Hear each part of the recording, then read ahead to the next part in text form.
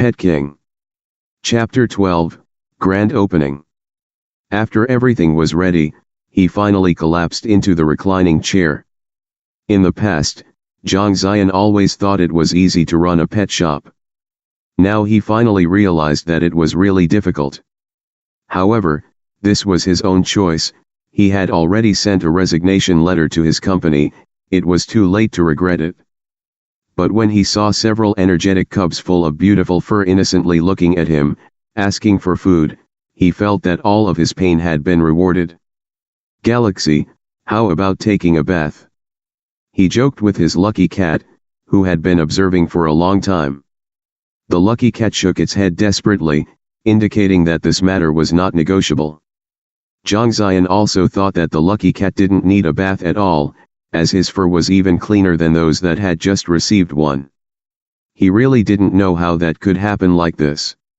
A little while later, the floral shop delivery man parked his electric tricycle in front of the shop and knocked on the glass door. He also tried to look inside through the glass holding the shed.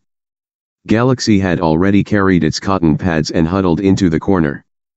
Zhang Ziyan bounced from the reclining chair at once and hurried to open the door. The cold morning air poured in with the opening of the door. "Is this the flower basket you ordered?" the delivery man asked. "Well, yes. Thanks a lot." Zhang Ziyan took out the money to pay him. "Is this a pet shop?" the man asked while counting the money. "Yes," Zhang Ziyan replied. The man put the money in his pocket but didn't leave. He looked inside and said, "How much is the puppy? Is this the so-called business knocking on my door?" he thought. Zhang Ziyan tried not to show his excitement and said, "My shop was just opened. There weren't a lot of pets yet, but we have a Samoyed, if you would like to take a look." The man thought for a while and said, "Samoyed, I've heard of it before. How much is it?" "Ah. So expensive?" No. You are too deceptive. A puppy is much more expensive than a person." The man hurried away with a brief wave. Zhang Ziyan felt helpless and went back to the shop with a bitter smile. The price of 2,500 yen, which was almost the same as its cost, was not that expensive. He initially wanted to sell it for at least 3,000 yen. The pet had been immunized with 6 imported vaccines at Pet's home. Those imported vaccines were much more expensive than domestic ones. But he never had a chance to explain that, as the man had already escaped from him, as if he was running away from the plague gods. Pets were luxuries, not daily necessities. In other words, was it expensive to have a 2,500 yen necklace? Was it expensive to have a 2,500 yen diamond ring? Was it expensive to have a 2,500 yen LV bag? Not closing the deal today was okay, and it might have been a lucky thing for the Samoyed. If that man was barely willing to pay 2,500 yen for it, once the Samoyed had a serious illness, the man would give it up, as the pet didn't have medical insurance, Zhang Ziyan thought. When Zhang Ziyan thought of the word lucky, he looked at the quiet and cute lucky cat with a smile.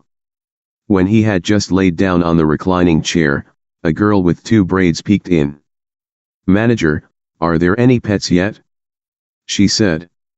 It was the little girl from the other day who had said her family couldn't have a pet.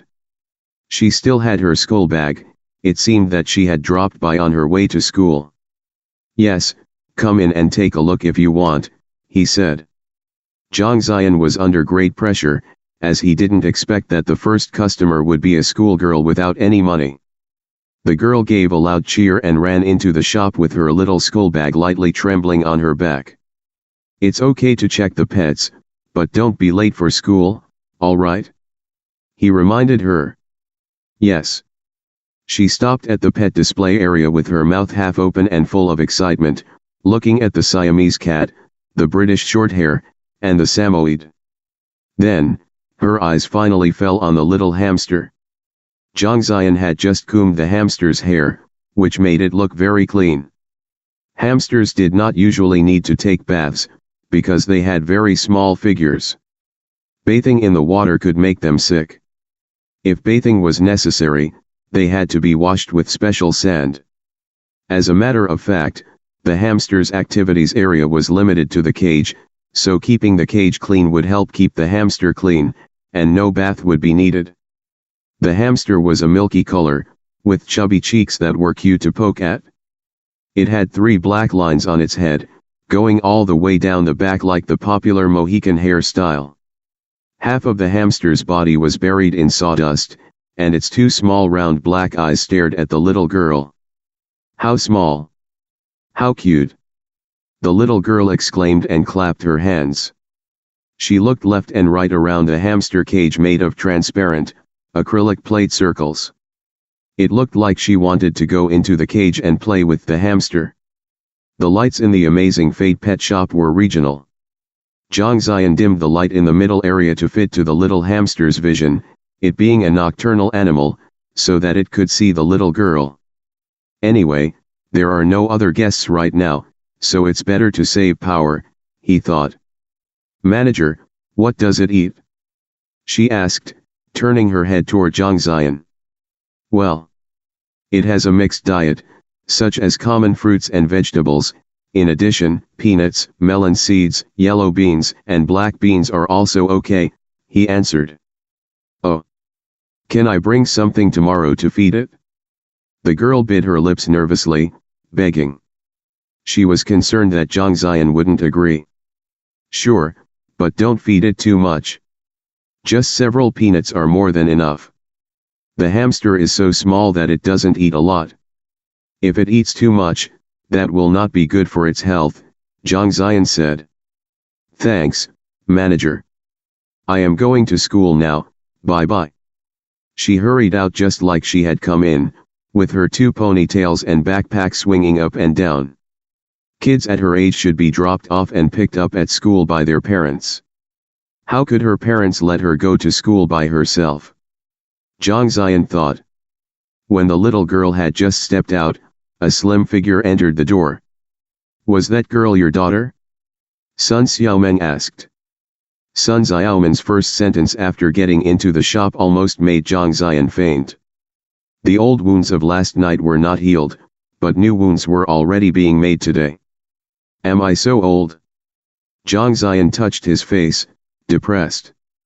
Without the white coat, Sun Xiaomeng appeared to be a young, urban beauty. Zhang Ziyan barely recognized her. "How do you have time to come today?" He rose up from the reclining chair. "Well, is it a question? My pet clinic was just opened too. There are almost no customers, just like yours, so I stopped by." Sun Xiaomeng didn't even greet him, walking directly towards the display case and playing with the cubs. She had done all the cubs' vaccinations, so they seemed very close to her, immediately trying to get to the side of the display case. No, you misunderstood that my shop was really just opened. The customers are on their way here." Zhang Ziyan stressed.